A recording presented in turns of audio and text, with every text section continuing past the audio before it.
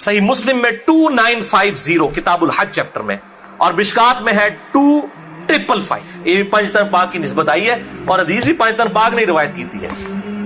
2555 مشکات کے اندر یہ حدیث سٹارٹ اس طرح ہوتی ہے. صحیح مسلم 2950 سب سے ڈیٹیل حدیث حج کے ٹاپک پہ کم از کم 8 صفحوں پہ یہ حدیث پھیلی ہوئی ہے. حدیث جابر اسے کہا جاتا ہے, اور جابر بن عبداللہ سے روایت کیا ہے امام محمد بن علی بن حسین بن علی, یعنی امام محمد باقر المتوفا 114 ہجری. ان کا نام ہے محمد بن علی ابن حسین.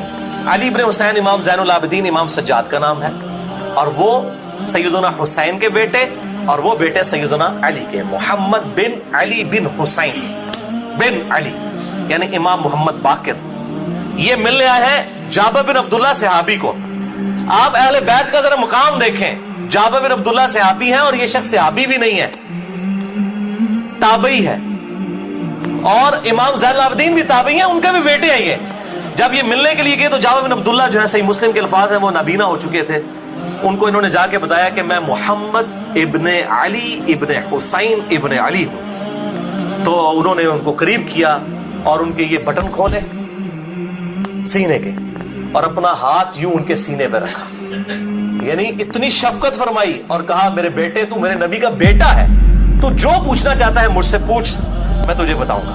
تو انہوں نے کہا کہ چچا جان مجھے نبی صلی اللہ علیہ وسلم کے حج کے بارے میں فرمائیے کہ حج آپ صلی اللہ علیہ وسلم نے کیسے ادا فرمایا تھا.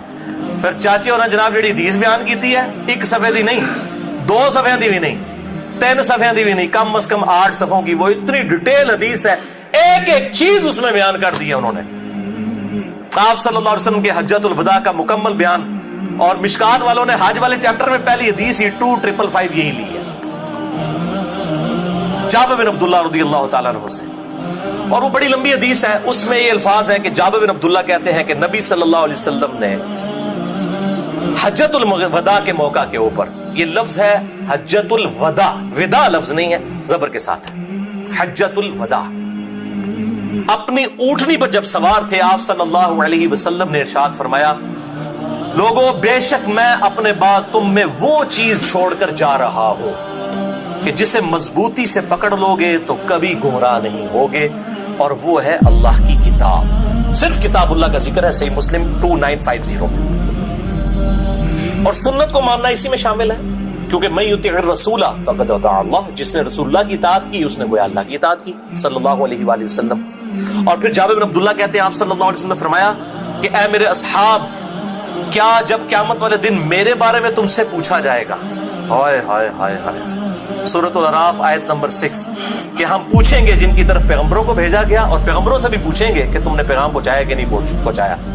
جب میرے بارے میں تم سے پوچھا جائے گا کہ میں نے اپنے رب کا پیغام تم تک پہنچایا کہ نہیں پہنچایا, تو کیا تم میرے حق میں گواہی دو گے؟ اللہ اکبر.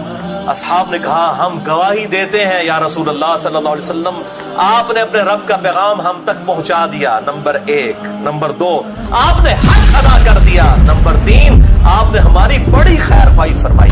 پھر آپ صلی اللہ علیہ وسلم نے فرمایا, 3 دفعہ شہادت کی انگلی آسمان کی طرف اٹھائی, اللہم اشہد, اور پھر اصحاب کی طرف, اے اللہ گواہ رہنا, اے اللہ گواہ رہنا, اے اللہ گواہ رہنا, اللہم اشہد, اللہم اشہد, اللہم اشہد. کیونکہ قوم نوح نے مکر جانا ہے نا, بخاری میں آتا ہے وہ قیامت دن مکر جائے گی, ہمارے نبی نے پیغام ہی نہیں پہنچایا. اللہ تعالیٰ کے محبوب صلی اللہ علیہ وآلہ وسلم نے امت کو یہیں پر گواہ کر لیا. اسی کانٹیکسٹ میں ایک یوم النحر کا خطبہ ہے بخاری اور مسلم میں, جو آپ نے قربانی والے دن دیا, یوم عرفہ سے اگلے دن.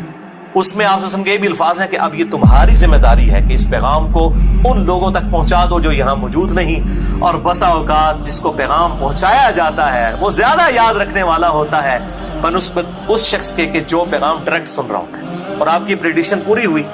اہل سنت کے جتنے بڑے ائمہ ہیں محدثین, سب کے سب نان عرب ہیں سوائے ایک امام مالک کے. امام بخاری رشیا سے, امام مسلم ایران سے, ابو داؤد اور ترمذی افغانستان سے. اندازہ کریں آپ, سب نان عرب ہیں. اور نبی صلی اللہ علیہ وسلم کی یہ پیشن گوئی پوری ہوئی. آج سعودی عرب کا چینل ہوتا ہے, مسجد نبوی کا احادیث چل رہی ہوتی ہے, اور اینڈ پہ آتا ہے رواہ البخاری, رواہ المسلم. متفقن علیہ رواہ البخاری رواہ المسلم. نہ بخاری عرب کے نہ مسلم عرب کے، دونوں نان عرب، ایک رشیا کے، ایشیا کے، دوسرے بھی ایشیا میں ہی آتے ہیں، ایران کے اندر قشیریہ ایک علاقہ ہے، تو وہاں کے رہنے والے الحمدللہ. تو آپ صلی اللہ علیہ وسلم نے فرمایا اے اللہ گواہ رہنا. اسی کانٹیکسٹ میں ایک روایت ہے، یہ میں ضمناً بیان کر رہا ہوں، المستدرک للحاکم میں کتاب العلم چیپٹر میں 318 نمبر. اس کا ایک طریق جو ہے وہ الموطا امام مالک میں ہے لیکن وہ ضعیف ہے.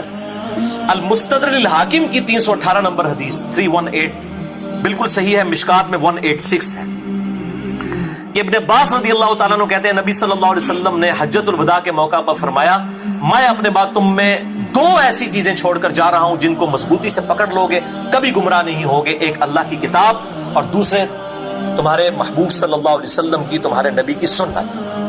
اور سنت وہ جو صحیح الاسناد احادیث سے ڈرائیو ہو، بزرگوں بابوں کی ڈرائیو کی ہوئی نہیں، جو صحیح الاسناد احادیث کے ساتھ ڈرائیو ہو.